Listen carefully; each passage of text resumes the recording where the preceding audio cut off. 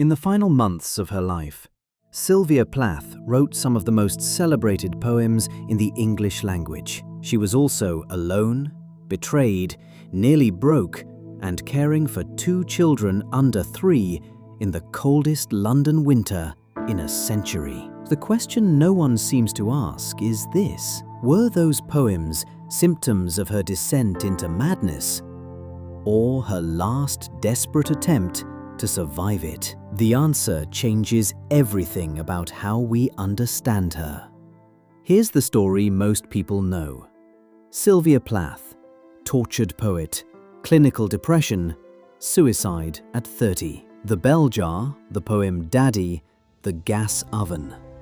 A tragic genius who burned too bright and couldn't sustain it. It's a beautiful myth.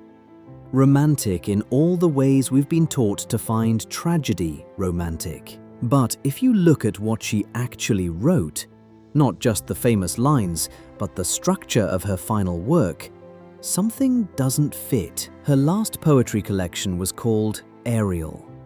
She arranged the poems herself, decided the order, planned exactly how the book would read. And her version ended with a poem about winter turning to spring. Bees surviving the cold. The bees are flying. They taste the spring. Rebirth. Survival. What comes after the worst? But that's not the version most people read. Because when Ariel was published 2 years after her death, the poems were in a different order. Some were removed, others were added, and the collection ended not with spring, but with death. The person who made those changes was her husband, Ted Hughes, the man who had just left her for another woman. For 35 years, he controlled her literary estate. He decided what got published. He destroyed her final journal. He never spoke publicly about what happened between them, and the story he told through his editorial choices wasn't the story she meant to tell. To understand Sylvia Plath, you have to start where everything started for her, with her father. Otto Plath was a German immigrant, a professor, an expert on bumblebees. By all accounts, he ran his household with absolute authority. His wife deferred to him completely. His children orbited around him like planets around a sun. He died when Sylvia was 8 years old. Diabetes, left untreated because he was convinced he had cancer and refused to see a doctor until it was too late. Stubbornness killed him, and his death broke something in his daughter that never fully healed. Her mother tried to protect her from grief. She kept Sylvia away from the funeral. She rarely spoke of Otto afterward. She meant well, but the result was that Sylvia never properly mourned. She couldn't grieve someone she wasn't allowed to acknowledge losing. Almost 20 years later, Sylvia finally visited her father's grave. She wrote a poem about it. In interviews, she would describe herself as a woman with an unresolved Electra complex, still trying to work through feelings toward a father she barely knew. On the surface, young Sylvia Plath was perfect. Straight A's at Smith College, published in national magazines as a teenager, a Fulbright scholarship to Cambridge.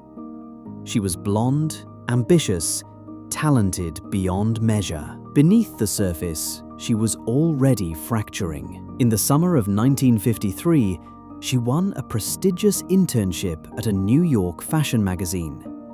It should have been a triumph. Instead, it became a breaking point. She was rejected from a Harvard writing program. And that rejection, stacked on top of everything else, pushed her over an edge she'd been approaching for years. She took sleeping pills and hid in the crawl space beneath her family's house. She was missing for 2 days. National headlines.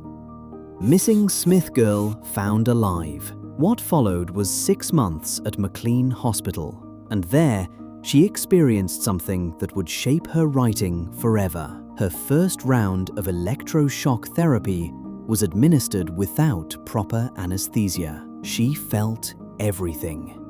The voltage, the convulsion, the terror. The Bell Jar, the novel she would publish under a pseudonym a month before her death, contains her account of this experience. It's one of the most visceral descriptions of psychiatric treatment in American literature. Not because she wanted to shock readers, because she wanted them to understand what was done to her in the name of medicine. Her second round of ECT, under a different doctor, was administered properly, and it helped. The Bell Jar, her metaphor for the suffocating glass enclosure of depression, lifted. She returned to Smith.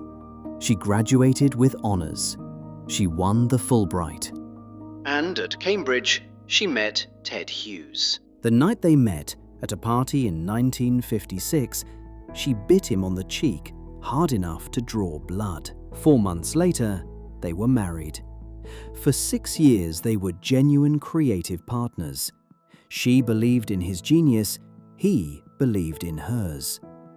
They wrote side by side, read each other's drafts, pushed each other to be better. She called him the biggest, most imaginative mind she had ever encountered. They had 2 children, Frida, then Nicholas. They moved to the English countryside. On paper, it looked like everything she'd ever wanted, but something was wrong. Hughes was restless, magnetic, charming, and apparently incapable of fidelity. In May of 1962, a woman named Assia Wevill came to visit. She was beautiful, sophisticated, on her 3rd marriage. Within weeks, Hughes was having an affair with her. Plath caught them kissing in her own kitchen. When she confronted Hughes, he refused to end it. By September, they had separated. He left her alone with 2 children under 3 in a country that wasn't hers, with no family nearby and almost no money. Here is where the myth says she fell apart. And here is where the truth becomes more complicated. In the months after Hughes left, Sylvia Plath didn't collapse. She exploded. Creatively, she was more productive than she had ever been. She wrote poem after poem, often starting at 4 in the morning before the children woke. Some of the most famous poems in the English language, Daddy, Lady Lazarus, Ariel, were written in this period. She told a friend, "I am a genius of a writer. I have it in me." This wasn't madness producing art. This was art as survival. Every poem was a way of saying, I still exist. You tried to destroy me, but I'm still here. I'm still making something. The pattern is the same one we see in other artists who struggled with mental illness. Van Gogh painting between his episodes, not during them. The creativity isn't a symptom of the disease, it's a weapon against it. And maybe that's why her work still resonates.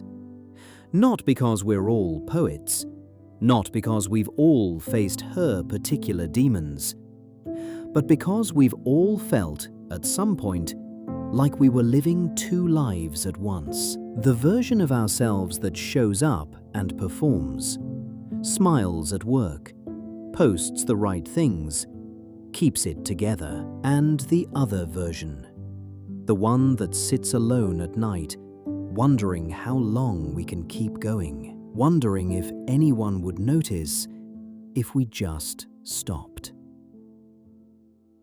Plath wrote about this split with a precision that still cuts. The bell jar descending, the air getting thicker, the world visible through the glass, but somehow unreachable. What makes her work endure isn't the tragedy, it's the accuracy. She wrote what most people spend their entire lives trying not to feel, and in doing so, she made those feelings speakable. By January 1963, she had found a flat in London. It was freezing. Pipes frozen, children sick, no telephone. But she kept writing. The Bell Jar was published that month under a pseudonym. The reviews were modest. She had hoped for more. She asked to be hospitalized. There were no beds available. A nurse was arranged to help with the children. Her medication was being adjusted. On the morning of February 11, 1963, the nurse arrived at 9 o'clock. She couldn't get in. By the time they broke down the door, Sylvia Plath was dead. She was 30 years old. Before she went to the kitchen, she had done something. She sealed the children's room with tape and wet towels. She left bread and milk out for them. She made sure they would survive. The aftermath was complicated. Hughes became the executor of her estate. He controlled what got published. He destroyed her final journal, claiming he wanted to protect the children. But here is the detail that haunts.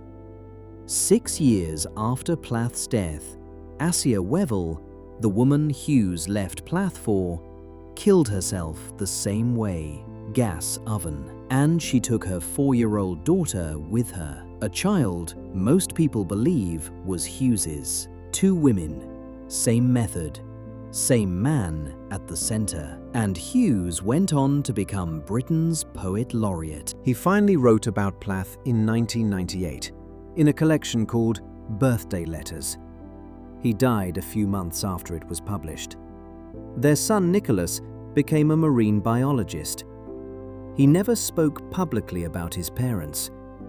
In 2009, he took his own life. The inheritance of that winter keeps claiming people. In 2004, Frida Hughes, Plath's daughter, the child she left bread and milk for, published what she called the Restored Ariel, the poems in the order her mother intended, ending not with death, but with spring. So let me ask the question again. Those poems she wrote in the final months, were they symptoms of her descent or her last attempt to stay alive? The honest answer is probably both, and that's exactly what makes them matter, because most of us, at some point, will face moments when the only thing keeping us going is the thing we make, the work we do, the meaning we insist on finding, even when meaning seems impossible. Plath understood this better than almost anyone. She wrote, "I write only because there is a voice within me that will not be still." She left behind bread and milk for her children. She sealed the door between them and herself. She made sure they would have breakfast, and then she went to the kitchen alone, in the coldest winter in memory, and she stopped fighting. She was 30 years old. She had written poems that would outlast everything else. The Bell Jar is still here. It just looks different now. It looks like the filtered life we perform for strangers, the gap between who we show and who we are, the suffocation that happens in plain sight. But so is what she built to fight it. The poems survive. The voice refuses to be still.